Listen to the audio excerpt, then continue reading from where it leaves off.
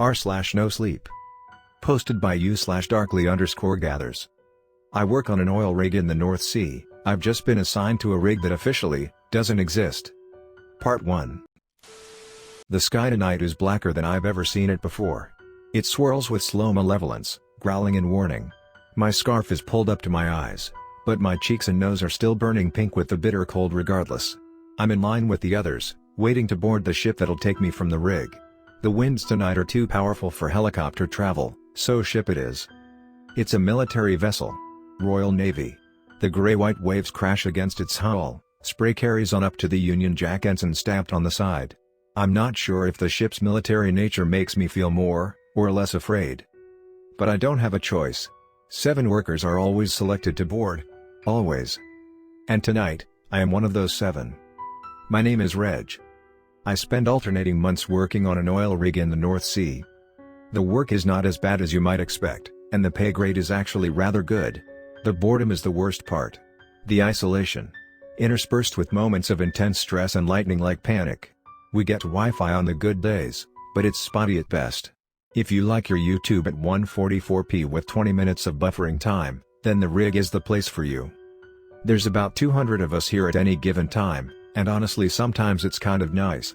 During the day, in rare hours of warmth, the sun sparkles off the pipes and the railings in white and bright yellow, the mood is cheerful. Everyone has their purpose, everyone has their role. Then the other times, you'll find yourself stood on the bridge in the grim hours before dawn, frozen in place as you desperately try to fix the shiny job the engineer before you did on the generator that powers the crane. Made all the more difficult with the torn and battered gloves that limit the motions of your already shaking fingers. The protective goggles quickly steam to the point of uselessness, so you take them off, only for the icy rain to lash at once into your eyes. What can I say? There's good days and bad days, can't complain. My shifts on the rig are typical, as I mentioned, 1 month on, 1 month off. We get helicopters back as a squad of about 20 or 25, we go our separate ways once back on the mainland, and then I'll see some of them again next month when we return to work. Occasionally some of them will get moved to other rigs. Pretty straightforward. But there's an anomaly. One that I've always wondered about. I've asked around, but no one is able, or perhaps willing to give me a straight answer. 5 days before the end of my shift on the rig, 7 of my colleagues are selected. Randomly, or otherwise, I do not know. They are chosen late in the afternoon, told to gather their belongings, and then by night, they are gone. Move to another rig is all I am ever told on the matter, when I can actually find someone to give an answer at all. This happens without fail, 5 days before the end of my shift, every shift, and has done since I first began the work earlier in the year. The people that are selected, I never see again. Most times, if I even know them by name at all, they are only acquaintances, but sometimes I've known them personally. I had the details of a man who was chosen 4 months ago, and a good friend of mine, guy named Figs, was called for the previous assignment. But they both stopped answering their calls. Most of us use crappy phones offered by the company during our shifts on the rig, so it's possible the devices were just ditched in favor of better models upon their return to the land. But still, I can't shake the unease. And I'm not sure why I seem to be the only one concerned. Not that it matters now anyway. Today marks 5 days before the end of my shift. And for the first time, I find myself as one of the workers selected. Normally, when I am able to catch their departure for myself, they leave by helicopter. But tonight the sky is too fierce, so the aforementioned military ship has pulled itself up alongside the rig. Why exactly our departure has to be on this particular night, why our journey is important enough to warrant a Royal Navy battleship to personally escort us to the new location, I do not know. I ask some of the other 6, my fellow chosen colleagues, but they know just as little. One by one we are ushered down the line, out of the biting rain from the edge of the platform and into the body of the ship as the storm hammers down overhead. We are led through cold and narrow metal corridors and into a meeting room of sorts, where we awkwardly take the offered seats. The ship groans and churns. The engine rumbles steadily from down below. And 2 men make their way between us to the front of the room. One walks slouched, his beard and hair are scruffy, mid-50s perhaps. I recognize him, he makes appearances on the rig from time to time, but he is not a regular lodger, nor do I know his name. He places forms on the desks before us as he meanders from person to person. The other man's pace is measured and deliberate, straight-backed. He turns at the head of the room and takes us all in cool silence. He wears an immaculate white shirt beneath a blue-gray jersey, and a naval cap, also in white. It is ringed at the base and visor in sleek black and shining gold, and his shoulders are bedecked with epaulettes in the same colors. Once the scruffier man has handed out the last form, he stands in the opposite corner, chewing his tongue as he looks us over. The man in white steps forward. "Gentlemen. My name is Captain John Irons and I am in command of this destroyer." "Destroyer? What the hell? Why would a tiny team of oil riggers need to be transported on a bloody destroyer?" "I'll get right to it. The forms before you now, if signed, will bind you to the Official Secrets Act. Your involvement in this operation will be entirely secret. You will be forbidden to discuss the operational logistics, machinery, or any self-assumed purpose of the assigned rig even to members of your own immediate family. For all intents and purposes, any military involvement in your assignment will be purely extraneous, operating on an ad hoc basis in the event of threat to life weather events." The captain clenches his jaw and scans the room from left to right. "You have all been selected for this temporary position based on a combination of factors including your specialist knowledge, your time served, and the results of your personality and psychological assessments. You are welcome to refuse this assignment. If you choose to do so, you will be escorted off the ship and back onto the rig where you will see out your allocated time. If you accept the offer, and you must come to a decision in the next few minutes, it is recommended that you spend the journey time reading through your contracts. If, upon docking at the assigned rig, you decide that you no longer wish to sign the document before you, then you will be given a room and confined to your quarters for the duration of your service, and may remain confined for a period of up to an additional 2 weeks depending on the schedule of the ship in question. Is that understood?" His question is followed by a strange silence, one which eventually breaks into a series of low mumblings and bewildered nods from the people around me.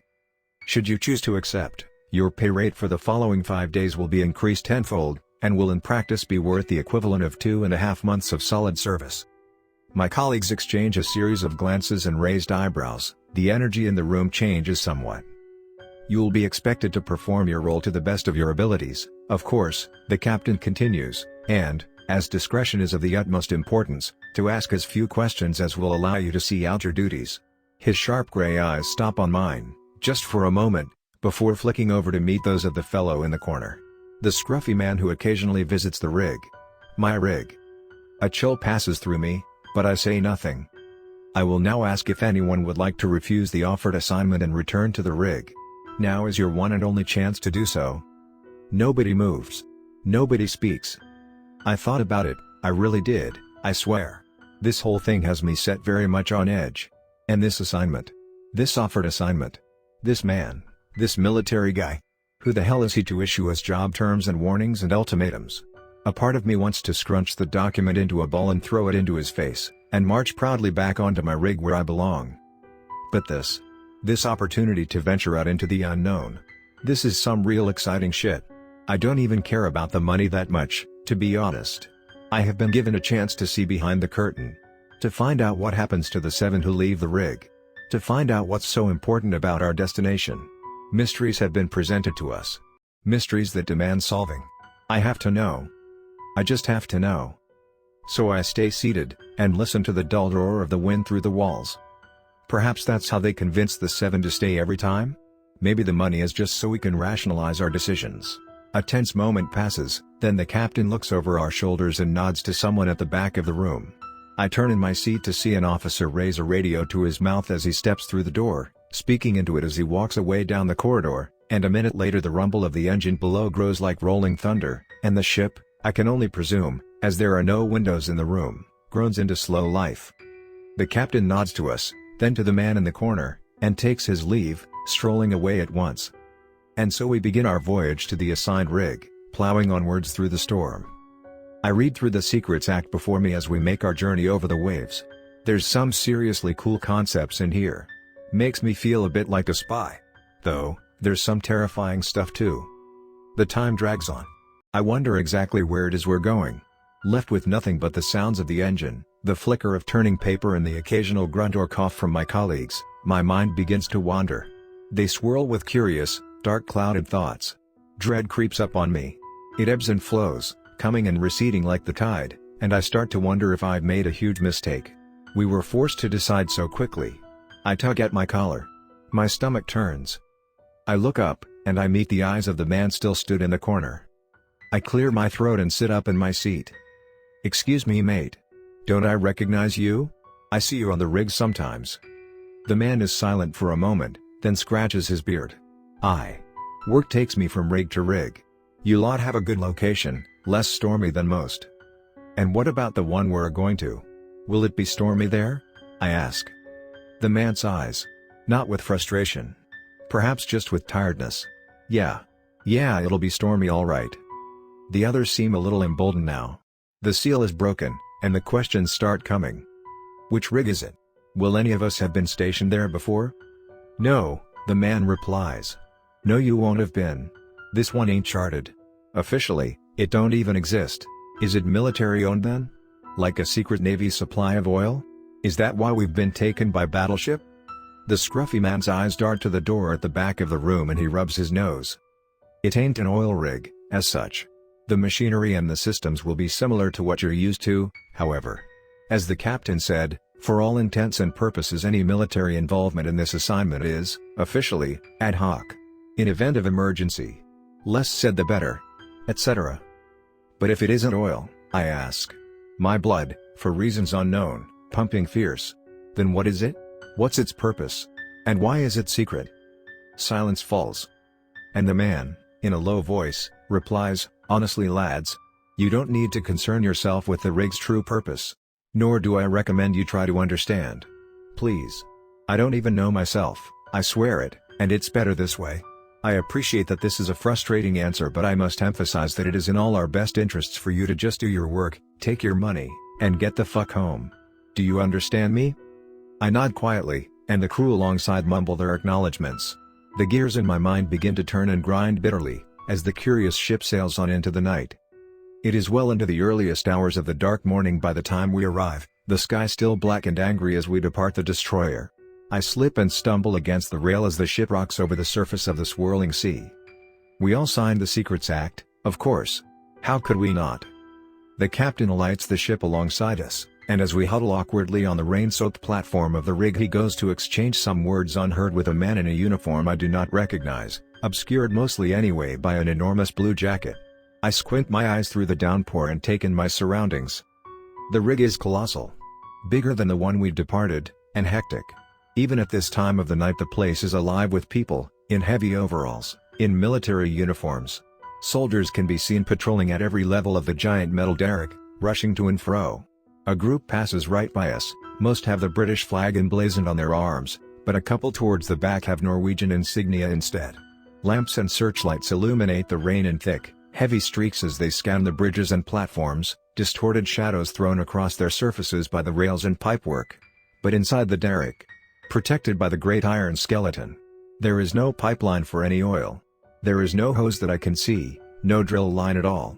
I raise a hand to my eyes to shield them from the rain. I take a step away from the group and stare, even as a powerful beam of light washes over my face. Inside the crisscrossed metal tower is an enormous, monstrous chain. The largest that I have ever seen. Each link must be the size of a car, at the least. It is colossal and terrifying, in a way I do not quite understand, and standing here on the platform only a few meters away, I find myself feeling very small indeed. The chain disappears behind the beams of the tower that supports it and below the surface of the platform. It extends, presumably, deep down under the sea. For what purpose, I do not know. I am suddenly slammed into from behind. I stumble in shock and turn to see who pushed me, and a roaming light shows me a man with a hard hat in his outstretched hand, his eyes bloodshot red and shadowed with dark circles. He is a mess, and when he looks at me, it feels like he is staring right through me. "Are you lot the takeover crew, then?" he croaks out in a voice hoarse beyond exhaustion. I exchange looks with the men around me. "Yeah." I reply uneasily, "Yeah, I think we might be." A siren suddenly sounds at the far side of the derrick, a loud and obnoxious wail, and we jump and start in alarm. Well, us new arrivals do. The embattled man before me does not even flinch. He just closes his eyes, starts shaking his head. "No." He mutters, then louder, "No, no, no, fuck. No more." He slams the hard hat into my stomach and marches past. The soldiers have begun bellowing orders, but I cannot hear them above the wind and the blare of the siren. The platforms and the pipes light up alternatingly in orange and blue. Fear ripples through me as the platform beneath starts to shake. Captain Irons from the ship is suddenly in front of us, barking orders. He's hastily reading off a list of names, telling my colleagues where to go, and in a chaotic scramble they do as they're told. This does not seem the time or place for questioning of roles. The ground shakes. I hear the waves crash against the legs of the rig, and for that to even be possible, for me to hear them above the bellows and the roaring gale and the shriek of the siren, they must be colossal indeed. I can see some of the sea out of the corner of my eye, and it's a picture of wild, dark and churning fury. But my gaze is focused on something else. Blood pounds in my ears to join the cacophony. I am vaguely aware of the captain shouting my name, but I fail to copy his orders. He's stepped forward now, shaking my shoulder vigorously, but I cannot move. I am frozen in place in blind terror, and I do not even know why. There's something about this whole rig that isn't right, it isn't right at all. And I cannot tear my eyes from the great chain. The terrible chain, obscene in its size, is no longer still. It grinds and shakes with the storm, and I watch in disbelief as it starts to unravel, as if something, some unknown force, is dragging it desperately deep below the surface.